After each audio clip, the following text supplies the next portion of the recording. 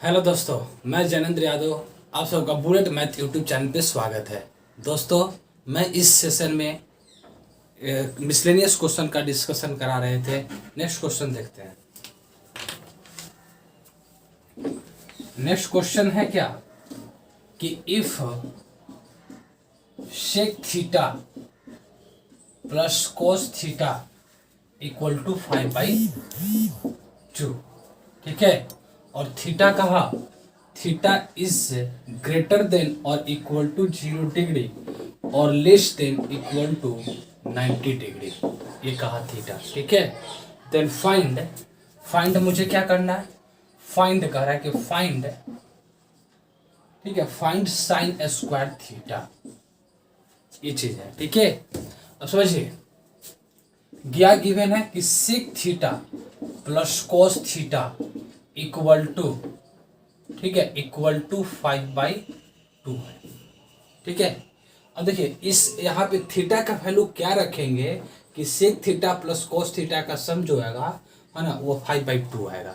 तो अब समझिए, अगर हम थीटा इक्वल टू 60 डिग्री रखें, ठीक है, तो कॉस सेक 60 डिग्री क्या होता है, सेक 60 डिग्री जो होता है वो होता है 2 होता है, ठीक है। उसके बाद देखिए, cos 60 डिग्री क्या होता है, 1/2 होता है। तो ये क्या हो जाएगा, 5/2 आएगा। 5/2 एलसीएम लेंगे, 2 2 दूनी 4 1 5 5/2, ठीक है। मतलब थीटा इक्वल टू 60 डिग्री हुई होगा। तो इसी तरह हमें साइन स्क्वायर थीटा निकालना है, मतलब साइन स्क्वायर 60 डिग्री, और साइन स्क्वायर साइन 60 डिग्री जो साइन 60 डिग्री होता है वो √3/2 होता है, और स्क्वायर होता है, इसका स्क्वायर करेंगे तो ये 3/4 आंसर होगा। कोई दिक्कत है इसमें, कोई दिक्कत है समझने में, उतारिए इसको। नेक्स्ट क्वेश्चन देखिए। नेक्स्ट क्वेश्चन कह रहा है क्या, a person borrow 10,000 on compound interest at the rate of 40% per annum. If the interest is compounded half yearly, then what will be the amount to be paid after 1.5 years. अब समझिए, कहा क्या, principal दिया है क्या कि 10,000 rupees है, ठीक है, और रेट कहा क्या कि 40% रेट है, 40% पर एनम, ठीक है। उसके बाद क्वेश्चन क्या कर रहा है, टाइम कर रहा है क्या, 1.5 ईयर्स है, ठीक है। उसके बाद पूछ रहा है कि अमाउंट बताइए क्या होगा, अमाउंट जो है वह क्या होगा। लेकिन क्वेश्चन कर रहा है compounded half yearly, compounded half yearly मतलब 6 मंथ का, ठीक है।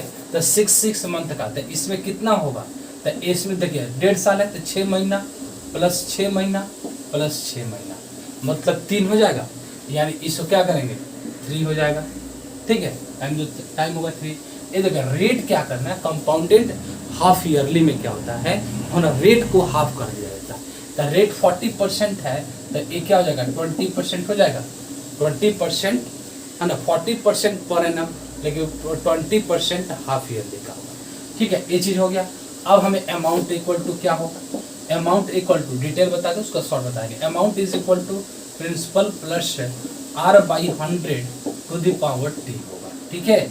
यानी अमाउंट इक्वल टू प्रिंसिपल कितना है 10,000, और ये 1 प्लस R जो हमारा 20% है, 20/100 टू द पावर t जो हमारा कितना है 3 है।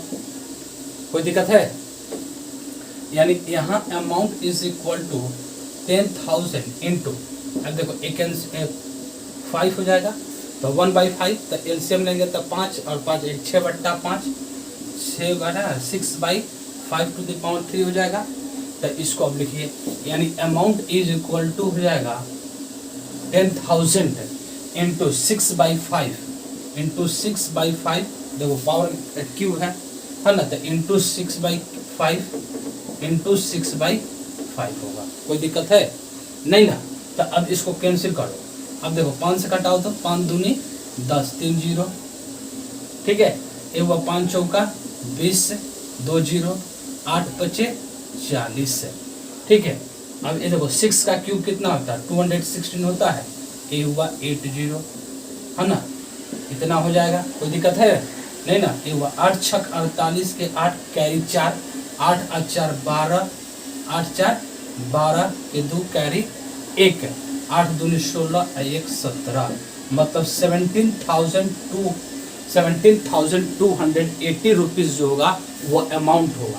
ये इसका डिटेल मेथड होगा, ठीक है, इस होता है। इस क्वेश्चन का शॉर्ट समझिए, शॉर्ट क्या होगा, शॉर्ट का हो रहा है क्या, यानी शॉर्ट में क्या है कि प्रिंसिपल दिया हुआ है, रेट दिया, अब कंपाउंडेड हाफ ईयरली, मतलब रेट जो होगा वो हाफ होगा, मतलब 20% होगा, ठीक है, और टाइम जो होता है वो दुगुना हो जाता है हाफ ईयरली में, मतलब 1.5, तो 6 मंथ का लेंगे तो 3 प्लॉट आएगा, तो ये हो जाएगा यानी 1.5 × 2 मतलब 3 हो जाएगा, ठीक है।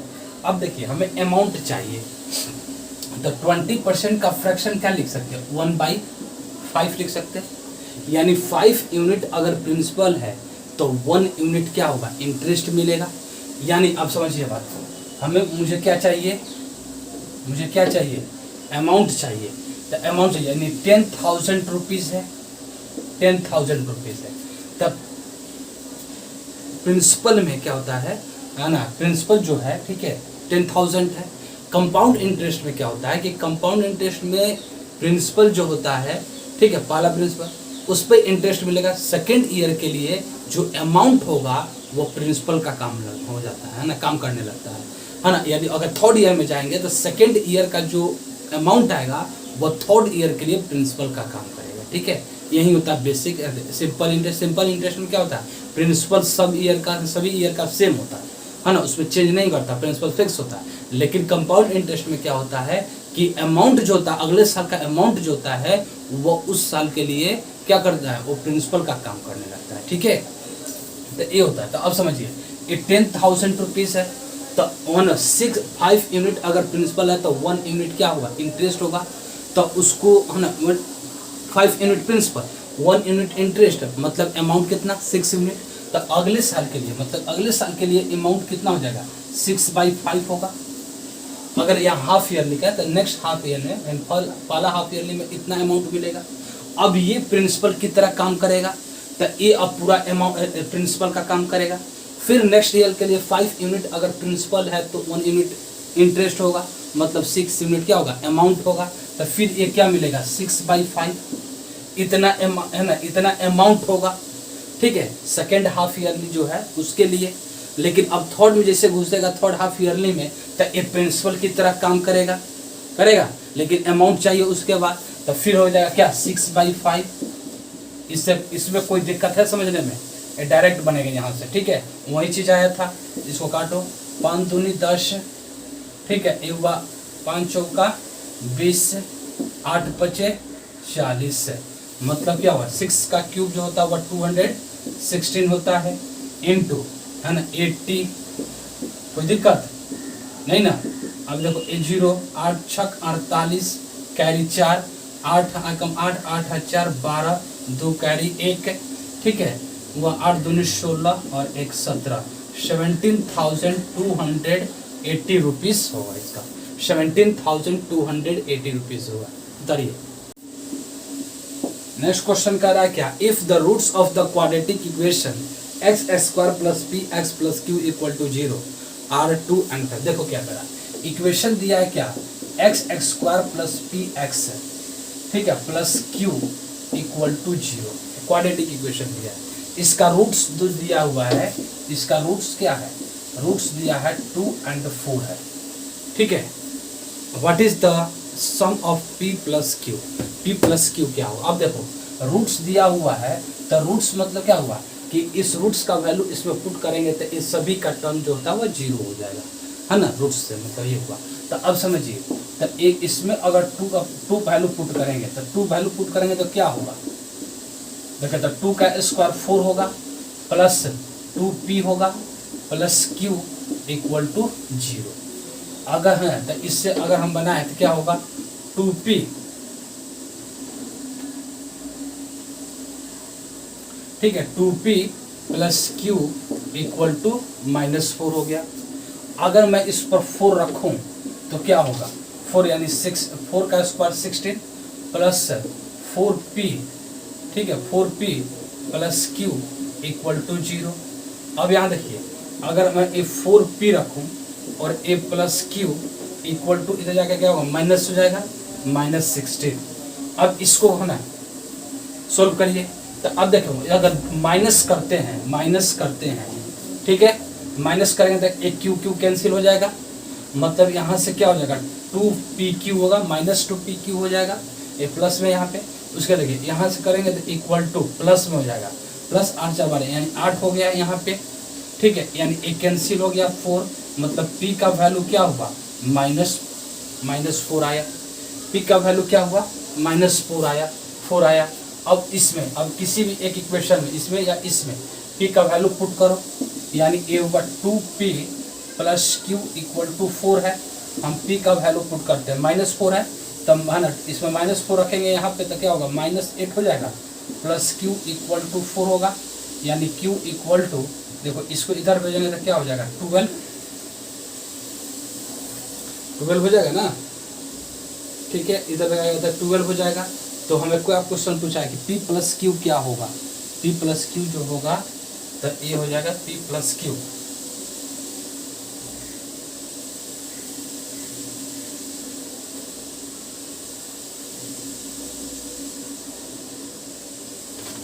है ना, ये हुआ 4 घटेगा तो यहाँ गलत हुआ ना, यही गलत है, यहाँ 12 होगा ना, यहाँ से करेंगे तो ये क्या होगा 16 माइनस 4 होगा 12 हुआ, ये हुआ 6, ये हुआ 6 हुआ, -6 होगा, है ना, -6 हुआ। तो उसके बाद देखिए यहाँ अगर पुट करें 2p plus Q equal to -4, यानी ये -6 पुट करेंगे तो क्या होगा 12 plus q is equal to -4, यानी q इक्वल टू क्या होगा, इधर जाके ये क्या हो जाएगा प्लस हो जाएगा, तो ये क्या हो जाएगा 8 हो जाएगा, यानी p का वैल्यू -6 और q का वैल्यू 8 है। तब मुझे पूछा है क्या p प्लस q क्या होगा, तब p का वैल्यू रखिए -6 हुआ और q का वैल्यू 8 हुआ, तो 8 हुआ, मतलब क्या हुआ 2 आंसर होगा। कोई दिक्कत है इसमें समझने में, ऐसे इसको सोल्व करेंगे। करा थर्ड क्वेश्चन, नेक्स्ट क्वेश्चन देखिए,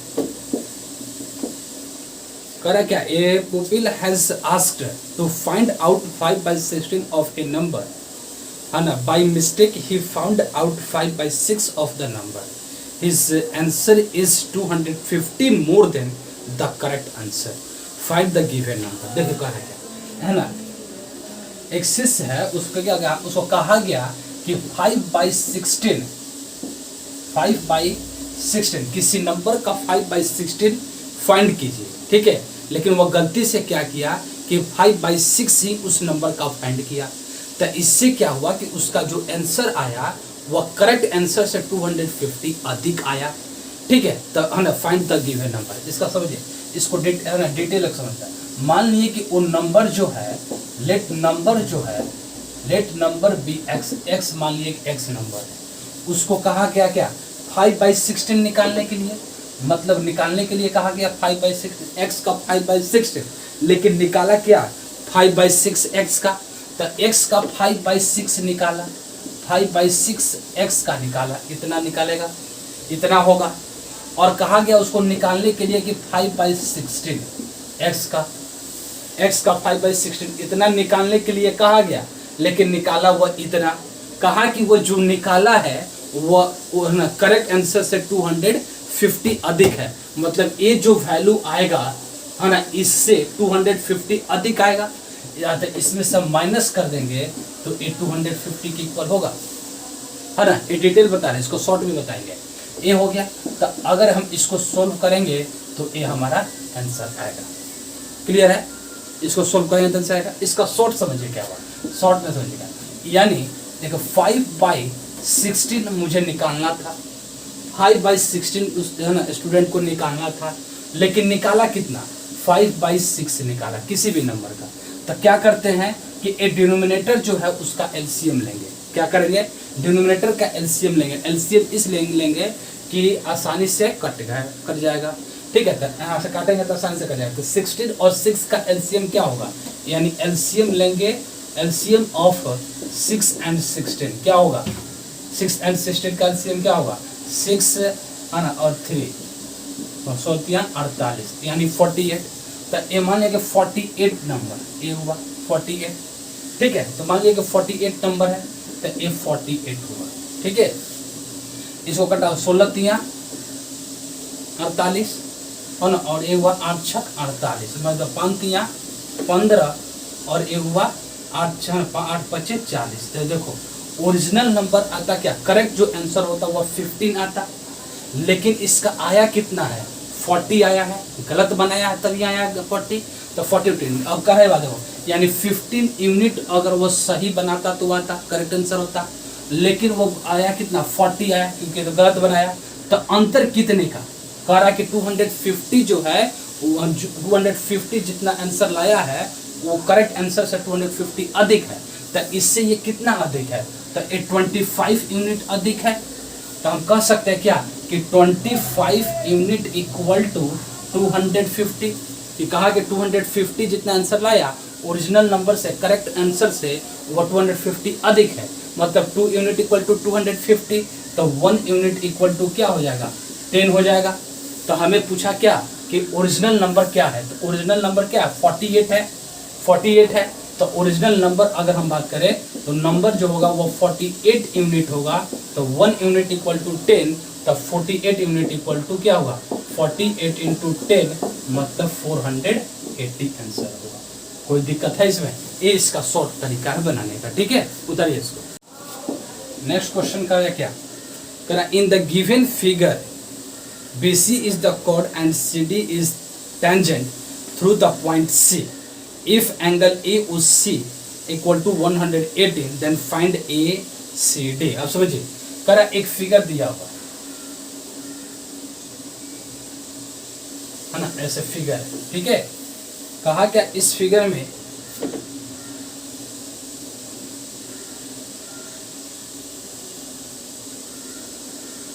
ठीक है ये सेंटर है,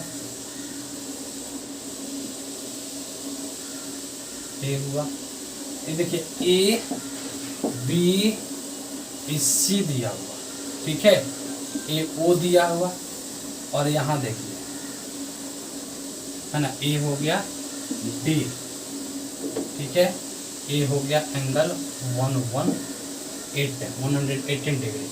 फाइंड करना है क्या ए सी डी, ये एंगल फाइंड करना है मुझे।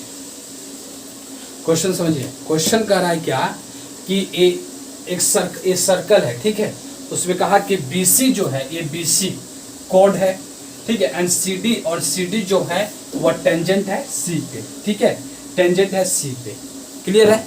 और AOC ये एंगल जो है वो 118 डिग्री है।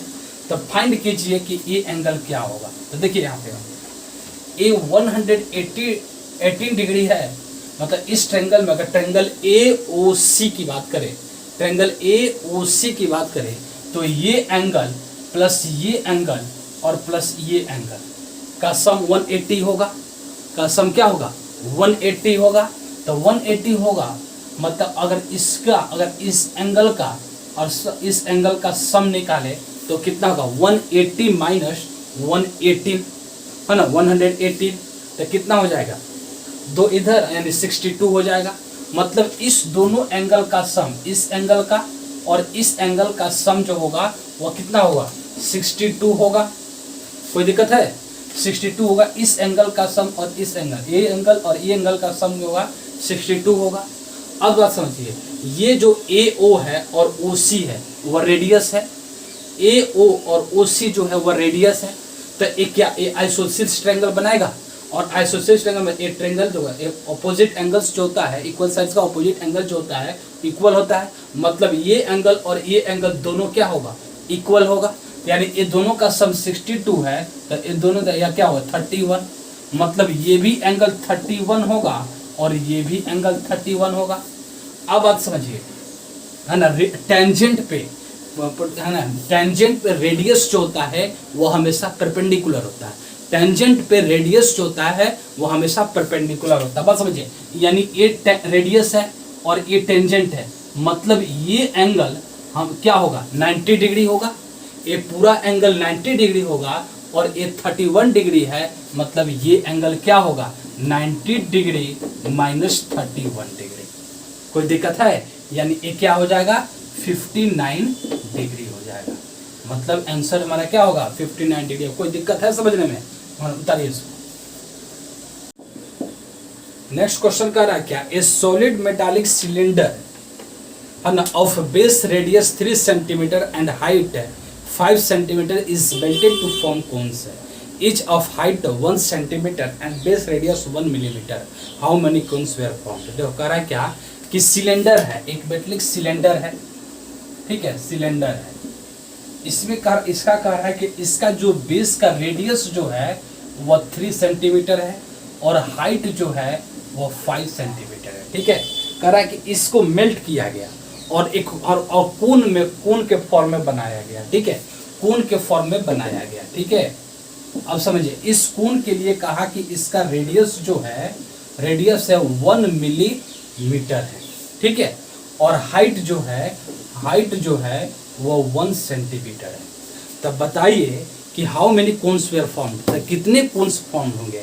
यानी एक सिलेंडर है जिसका रेडियस 3 सेंटीमीटर है और हाइट जो है वो 5 सेंटीमीटर है, इसको मेल्ट किया गया और मेल्ट करके कोन बनाया गया, बहुत सारे कोन बनाए गए, ठीक है। उसमें से एक कोन का जो है इसी कोन के बहुत सारे है ना, रेडियस और हाइट है, वो जिसका रेडियस 1 मिलीमीटर है और हाइट 1 सेंटीमीटर है, इतना ही के कोन है ना, इतना ही का क्या बहुत सारे कोन बनाए गए हैं, ठीक है, बहुत सारे कोन बनाए। तो बताइए कितना नंबर ऑफ कोन्स बनेंगे। तो सबसे पहले देखिए तो इसका वॉल्यूम जो होगा है ना, इसका वॉल्यूम ये जितने भी कोन बनाए होंगे उस सभी का वॉल्यूम इक्वल होगा, ठीक है। तो अब समझिए वॉल्यूम ऑफ सिलेंडर क्या होता है। वॉल्यूम ऑफ सिलेंडर जो होता है क्या होता है, पाई आर स्क्वायर एच होता है। क्या होता है, पाई आर स्क्वायर एच होता है। तो इसका वॉल्यूम की बात करें तो ये क्या हो जाएगा,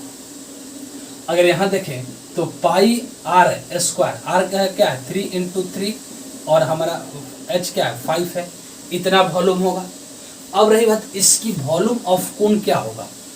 वॉल्यूम ऑफ कोन जो होता है वह क्या होता है, सिलेंडर के कोन का 1/3 होता है, यानी 1/3 पाई आर स्क्वायर एच होता है, 1/3 पाई आर स्क्वायर एच होता है, ठीक है। तो एक का वॉल्यूम अगर हम बात करें इसका तो क्या होगा 1/3 है ना, पाई इंटू आर, देखो आर मिलीमीटर है, यहाँ देखो सेंटीमीटर है, सभी सेंटीमीटर में, तो इसको हम सेंटीमीटर में चेंज कर दें तो मिलीमीटर को सेंटीमीटर में मिली सेंटी, यानी देखो छोटा समझ जाना है बड़ा में, तो उसको क्या करते हैं डिवाइड करते हैं, यानी 1/10 हो जाएगा, यानी 1 सेंटीमीटर इक्वल टू 10 मिलीमीटर होता है, 1 सेंटीमीटर इक्वल टू 10 मिलीमीटर होता है। तो ये वह 1/10 सेंटीमीटर होगा, 1/10 सेंटीमीटर होगा, कोई दिक्कत। अब इसका 1/10 इंटू 1/10 होगा, कोई दिक्कत है नहीं।